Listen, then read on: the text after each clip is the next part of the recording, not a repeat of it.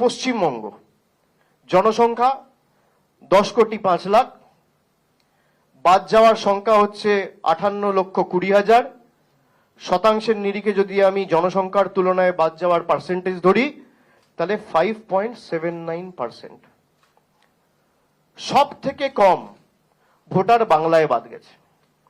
এটা আমার ডেটা নয়, এটা মমতা বন্দ্যোপাধ্যায়ের সরকারের ডেটা নয়, এটা তৃণমূলের ডেটা নয়, এটা জাগো বাংলার ডেটা নয়, এই ডেটা ইলেকশন কমিশনের ডেটা। পার্সেন্টেজের নিরিখে যদি আমি দেখি তাহলে সব থেকে কম ডিলিশন ওয়েস্ট বেঙ্গলে হয়েছে।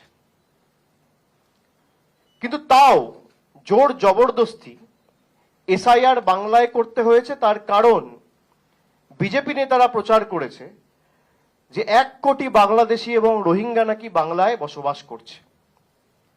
আমার প্রথম প্রশ্ন নির্বাচন কমিশনের কাছে, তারা যদি এই লক্ষ্যে এসআইআর করে থাকে যে অবৈধ অনুপ্রবেশকারীদের চিহ্নিত করা এবং প্রকৃতভাবে ভোটার তালিকায় সংশোধন করে এসআইআর, যেটাকে বলা হচ্ছে স্পেশাল ইন্টেন্সিভ ডিভিশন করে ভোটার লিস্ট ক্লিন করা, তাহলে 58,20,000-এর মধ্যে কতজন বাংলাদেশি আর কতজন রোহিঙ্গা